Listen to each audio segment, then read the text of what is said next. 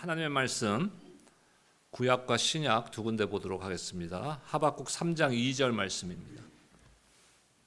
우리 한 목소리로 함께 선포하겠습니다. 2절입니다. 시작. 여호와여, 내가 주께 대한 소문을 듣고 놀랐나이다. 여호와여, 주는 주의 일을 이 수년 내에 부응하게 하옵소서. 이 수년 내에 나타내시옵소서. 진노 중에라도 긍휼을 잊지 마옵소서. 신약성경 마태복음 28장 19절과 20절 말씀 함께 읽겠습니다. 시작.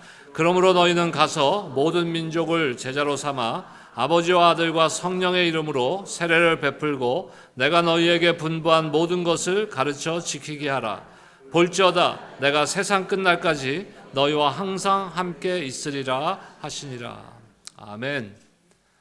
하박국의 기도를 가지고 우리가 3주째 신년 축복성회로 섬기고 있습니다. 오늘 세 번째 마지막 시간으로 선교에 대한 말씀입니다. 하박국의 기도는 상황과 환경이 절망 가운데 있음에도 하나님께 긍휼과 하나님의 놀라운 새 역사를 간구하는 신앙의 고백입니다. 기도는 우리가 원하는 걸 하나님 앞에 외치는 것이 아니라 우리의 신앙을 하나님 앞에 고백하는 것입니다. 하박국의 기도에서 하박국은 하나님의 진노 중에서도 긍휼을 잊지 말아달라고 요청합니다. 그리고 하나님의 일하심이 그 시대에 나타나기를 위해서 간절히 기도하고 있는 것이. 이 기도는 비단 하박국 선지자가 살았던 그 시대에만 필요한 기도가 아니라 이 시대를 살아가는 오늘날 저와 여러분들의 삶과도 연결되는 기도인 것입니다. 개인의 신앙은 영적 성장을 이뤄가는 것이 우리의 신앙의 목적이 되어야 되는 것이에요. 첫 시간에 제가 영성이란 무엇인가에 대해서 여러분들에게 질문을 했고 그것에 대한 나의 생각, 그게 보편적인 생각일 것입니다. 를 나눴어요. 영성은 무엇인가? 하나님과의 관계가 영성인 것이에요. 내가 무엇인가를 많은 지식을 갖고 있고 무엇인가 위대한 일을 하는 것이 영성이 아니라 하나님과의 관계에서의 친밀함이 우리의 영성이고 그것을 통해서 우리는 영적 성장을 이루어 간다는 것입니다. 하지만 하나님께서 원하시는 것은 우리 개인의 성장도 원하시지만 그것을 통해서 세상 속에서 우리가 선교적인 삶, 미셔널 라이프, 선교적인 삶을 사는 것을 원하신다는 것이에요. 오늘 본문 중에 신약성경 마태복음 28장 19절과 20절에서 예수님은 모든 민족으로 나아가 제자를 삼으라는 명령을 주셨습니다. 이 말씀은 무엇을 지금 담고 있냐면요, 우리 개인의 신앙생활, 우리 개인의 믿음이 땅끝까지 확장되어야 된다는 것이에요. 옛날에 우리 불교의 역사를 보면은 불교도 소승불교가 있고 대승불교가 있어요. 근데 대승불교라는 거는 세상 앞에 설파하는 거예요. 불법이 아니라 불법. 죄송합니다. 일리걸하는 불법이 아니라 불법. 소승불교는 자기 혼자 돛 닦는 거예요. 자기 혼자 산속에 들어가서. 물론 우리의 신앙이 불교랑 비교할 수 있는 것은 아니지만 우리의 신앙도 어쩌면은 나 혼자 그냥 구원받고 나 혼자 그냥 기쁨으로 예배드리고 나 혼자 기쁨으로 사랑으로 성도들과의 교제 나누고, 물론 그것이 기초가 되고 기반이 돼야 되는 것이지만 거기서 머물러 있으면 안 된다는 것이 하나님의 뜻입니다. 오늘 말씀에서 우리는 세 가지의 핵심적인 메시지를 살펴볼 텐데, 첫 번째는 개인 신앙의 발전, 두 번째는 우리가 선교적 부르심에 대한 응답, 세 번째는 세상 속에서 그러면 우리가 받은 그 하나님의 긍휼하심을 전하는 삶. 이 세 가지를 살펴봅니다. 첫 번째, 개인 신앙의 성장, 개인 신앙의 발전이에요. 오늘 하박국 3장 2절에서 하박국은 기도 내용 중에 이런 기도가 있습니다. 주의 일을 이 수년 내에 부응하게 하옵소서. 우리 같이 한번 선포할까요? 시작. 주는 주의 일을 이 수년 내에 부응하게 하옵소서. 자, 우리가 부응이라 그러면은 외적으로 확장되어지는 것을 보통 생각합니다. 하지만 이 기도는 단순히 외적인 변화, 외적인 확장만을 바라는 것이 아니라 하나님의 임재와 하나님이 내 안에 내 개인의 삶 가운데서 일하심을 경험하고 싶다는 갈망하는 그런 간구인 것이. 우리의 신앙 가운데 이런 기도가 있어야 되는 거예요. 하나님, 나를 통해서 내 삶 가운데 하나님의 일하심을 내가 경험하게 하여 주시옵소서. 하나님의 살아계심, 하나님의 임재하심이 내 삶 가운데 나타나고 경험하게 하여 주시옵소서. 우리 교회 가운데 나타나게 하여 주시옵소서. 이 기도가 우리의 기도가 되어야 되는 거예요. 지금 하박국의 기도는 그 기도인 거예요. 외적인 확장, 교회가 영적으로 부흥하고 수적으로 부흥되는, 물론 그것도 우리가 기도 제목이지만 그에 앞서서 내 안에 하나님의 일하심이 드러나야 되는 거예요. 우리 신앙이 어떻게 발전하고 성장한다고 여러분들은 생각하십니까? 많은 지식, 성경적 지식 필요한 거예요. 왜? 그것도 필요해요. 왜? 잘못된 지식을 갖고 있으면, 잘못된 인포메이션을 갖고 있으면은 하나님에 대한 잘못된 이해를 갖고 있는 거예요. 그 하나님의 계획과 하나님의 뜻을 우리가 잘못 오해할 수 있는 거예요. 그렇기 때문에 지식을 위해서도 우리가 애써야 됩니다. 하지만 그것만으로 되는 것은 아니에요. 오직 하나님과의 친밀한 관계를 통해서 우리는 자라는 것이에요. 매일의 삶을 통하여 말씀과 기도를 통해 하나님과 친밀한 교제를 이루어갈 수 있고, 하나님의 성품과 하나님의 뜻과 하나님의 계획을 더 깊이 알아감으로써 우리는 자라나는 거예요. 우리가 어렸을 때 부모 마음을 모르잖아요. 근데 언제 알았어요, 여러분? 여러분들의 부모님의 마음을 언제 조금이라도 깨닫게 됐어요? 내가 부모 돼봐야지 하는 거예요.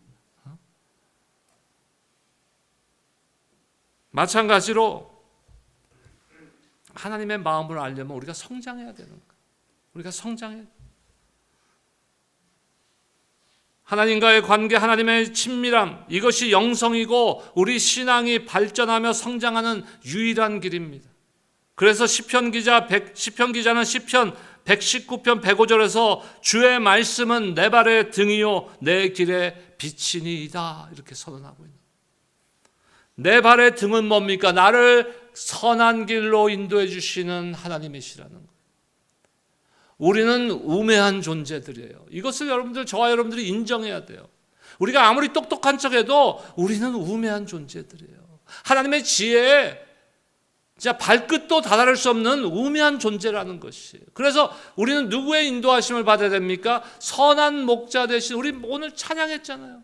선한 목자 대신 우리 주님이 내 발의 등이 되어주시고 내 길의 빛이 되어주셔야만, 그래야만 우리가 어디로 안 가요? 샛길로 안 빠지는 거예요. 제가 이제 눈이 농장도 있고 이제 그러면서 밤에 운전하는 게 점차적으로 힘들어지더라고요. 네. 근데 그래도 이렇게 가로등이 좀 많고 이런 데는 좀 덜한데, 이렇게 깜깜한 길들 있잖아요. 가로등 없고 이런데. 그러면은 특히 시골 변들이나 우리 좀 자연에 이런 데 가서 어떨 땐 길인지 아닌지 모를 때가 있어. 저를 위해서 기도해 주세요. 길 아닌 데로 갈 수도 있어. 하루는 기도원을 찾아가는데, 밤인데 기도원을 찾아가는데 막 가는데 이게 길인 줄 알았어. 근데 갑자기 눈앞에 지금 한 5m 앞에 나무가 빽빽한 게 팍 눈앞에 갑자기 나타나는 거예요. 밤에 놀라지들 않으시네요. 목사님이 사고가 나든 말든 I don't care 이거예요? 인도자가 있어야 돼요, 여러분. 내가 한국 가서 운전하잖아요. 그러면 다들 얘기해요. 미국에서 40년 살았는데 한국 가서 어떻게 운전하세요? 내가 아나 길을? 몰라요. 그냥 바보가 되는 거야. 가라는 대로 가는 거야. 누가? 내비가. 근데 우리의 삶에는요, 나의 인생을 가장 잘 아시는 분이 있다는 거예요. 나보다 나의 삶을 더 아시는 주님. 나의 머리털 숫자까지도 알고 계시는 주님. 그 주님이 저와 여러분들의 발의 등이요, 길의 빛이 되어주심을 여러분들 믿으시기 바랍니다. 그분과의 친밀함을 통해서 우리는 유일하게 올바른 길로 갈 수 있고 선한 길로 갈 수 있고 우리의 신앙과 삶이 회복되고 성장할 수 있는 것이죠.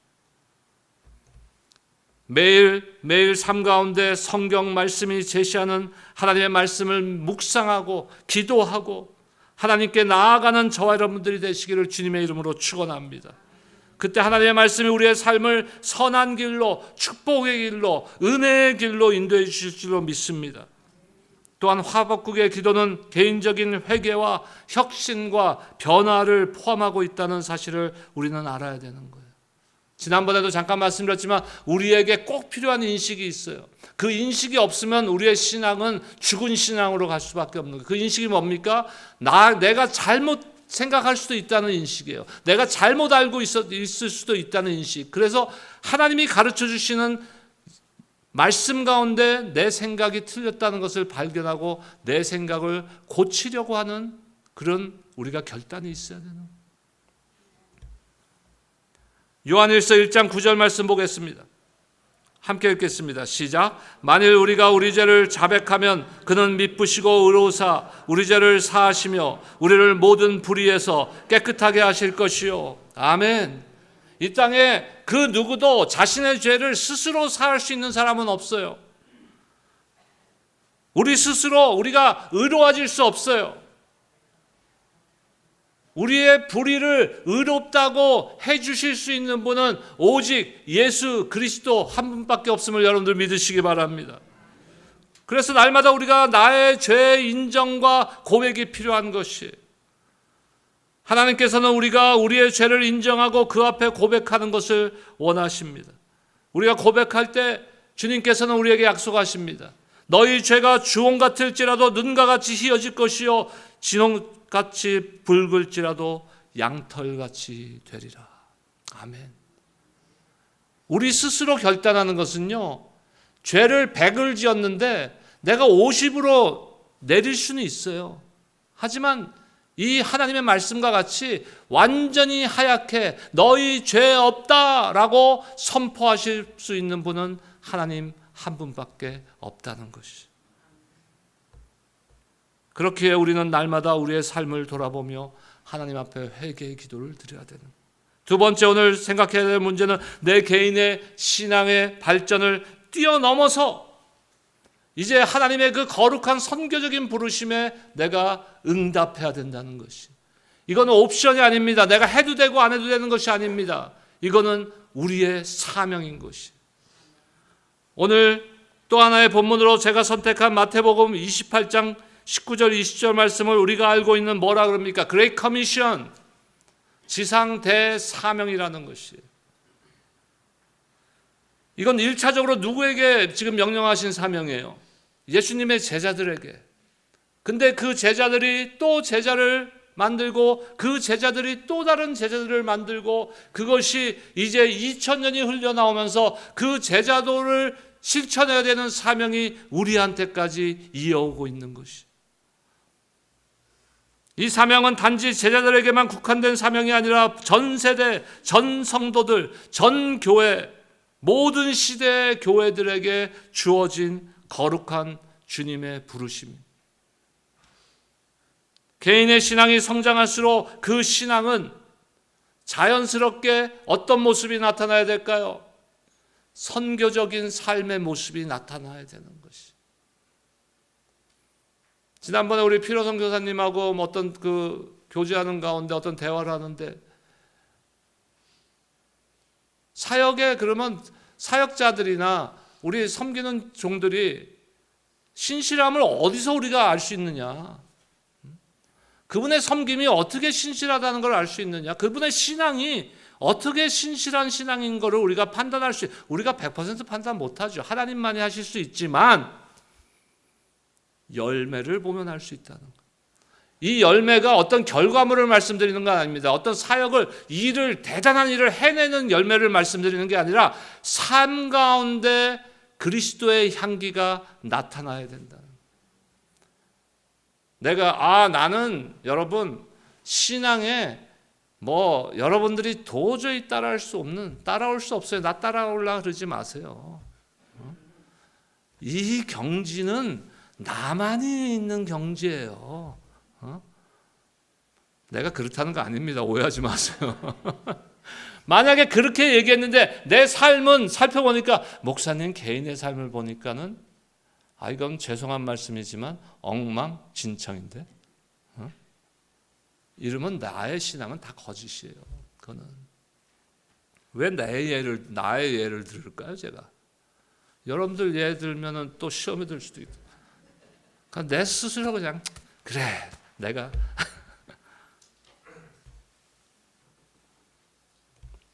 우리가 왜 이 하나님의 거룩한 선교적 부르심에 순종하며 사명을 감당해야 합니까?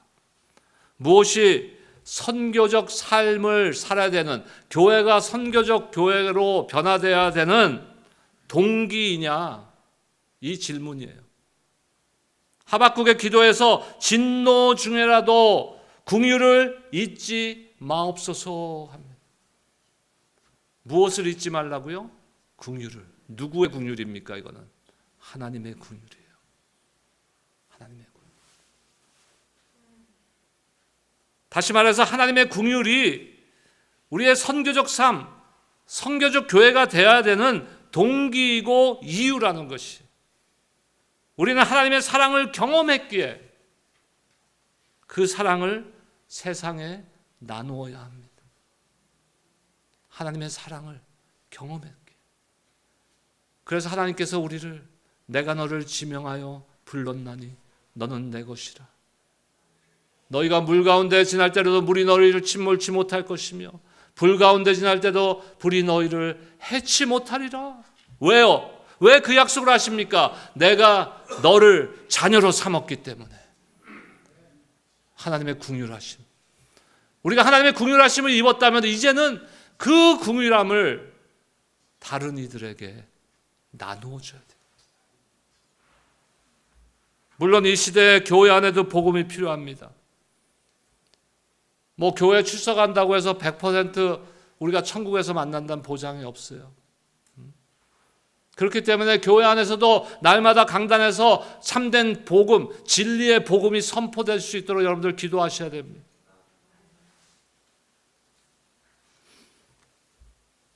그런데 우리가 중요한 게 있어요. 우리는 자꾸 선교 그러면 일을 생각해요. 물론 일을 해야죠. 그런데 일이 앞서면 안 되는 거예요. 그러니까 하나님께서는 우리에게 두 개의 기둥을 주셨어요. 사역과 교회와 선교에 두 개의 기둥을 주셨다는 거예요. 하나는 좀 전에 우리가 오늘 본문에서 말씀하시는 그레이트 커미션, 지상 대사명이고, 그거와 함께 항상 같이 있어야 되는 것을 우리는 가장 큰 계명이라고 부르는 거예요. 마태복음 22장 37절에서 39절 말씀 보겠습니다. 여러분들 제가 물 마시는 동안 한 번만 읽어주세요. 시작.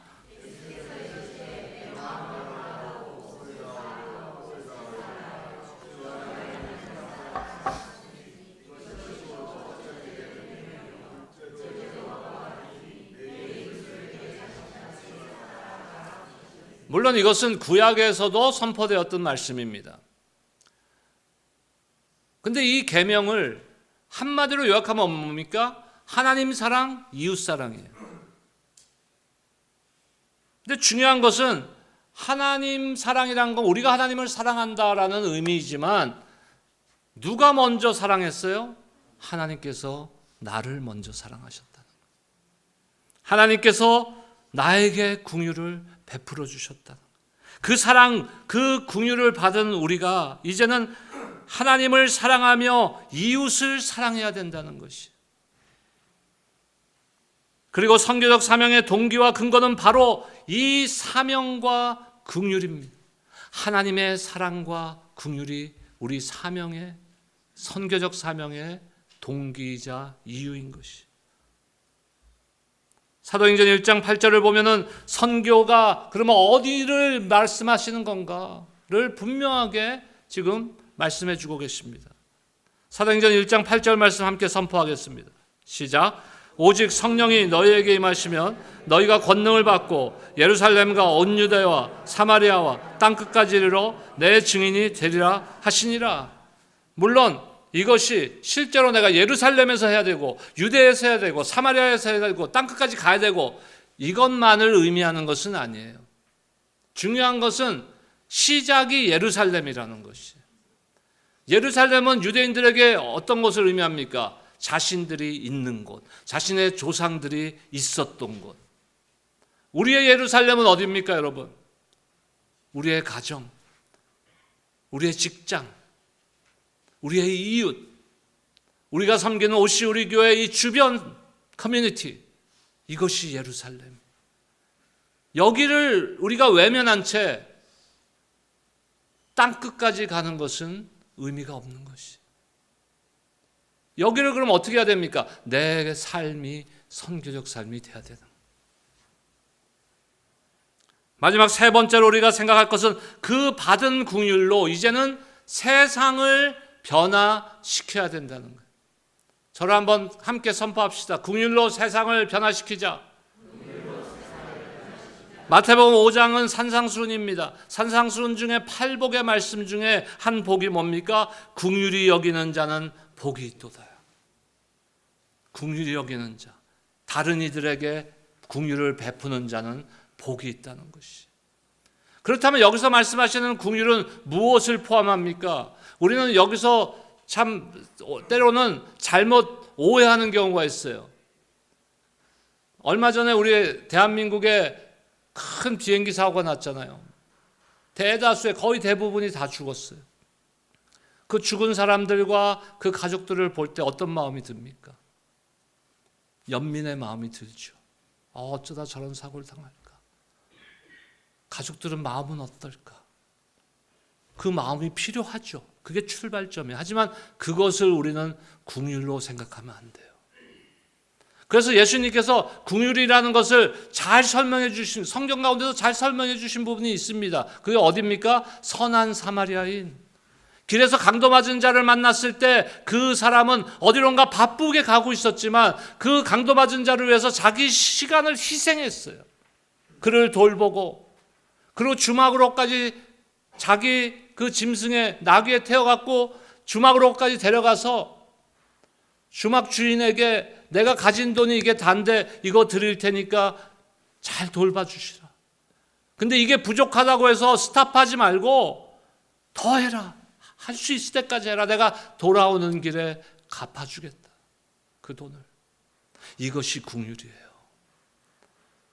다음 주부터 제가 야고보서를 3주간 요약만 할 텐데 야고보가 뭐라 그랬습니까? 행함이 없는 믿음은 죽은 믿음이다.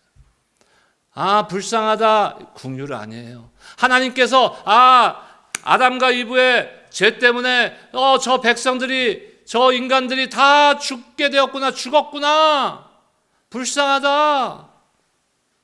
만약에 하나님께서 거기서 그치셨다면 우리는 어떻게 됐을까요? 우리는 구원 못 받은 거. 하지만 하나님의 긍휼은 거기서 그치지 않았어요. 로마서 5장 8절 말씀 보겠습니다. 함께 읽겠습니다. 시작. 우리가 아직 죄인 되었을 때 그리스도께서 우리를 위하여 죽으심으로 하나님께서 우리에 대한 자기의 사랑을 확증하셨느니라. 아멘. 이 긍휼을 다 저와 여러분들이 받으신 줄로 믿습니다. 긍휼은 우리 삶에서 구체적으로 드러나야 되는 거예요. 행함으로, 베품으로. 교회는 긍휼의 공동체로 세상을 섬겨야 되는 거예요. 개인의 긍휼도 필요하지만 공동체적 긍휼도 필요한 것입니다. 오늘 결론입니다. 세 가지를 말씀드렸어요. 첫 번째, 우리가 하나님과의 친밀함을 통해서 우리 개인의 신앙 발전이 있어야 됩니다. 두 번째로 하나님의 궁유를 따라 세상 속에서 복음을 전하며 선교적 삶을 살기 위해서 선교적 부르심에 우리가 응답해야 됩니다. 마지막 세 번째로 행함으로, 궁유를 마음에만 품는 궁유이 아니라 섬기고 행함으로, 행동으로 하나님의 사랑을 나타내고 교회 공동체와 함께 세상의 궁유의 빛이 되는 저와 여러분들이 되시기를 주님의 이름으로 축원합니다. 기도하겠습니다.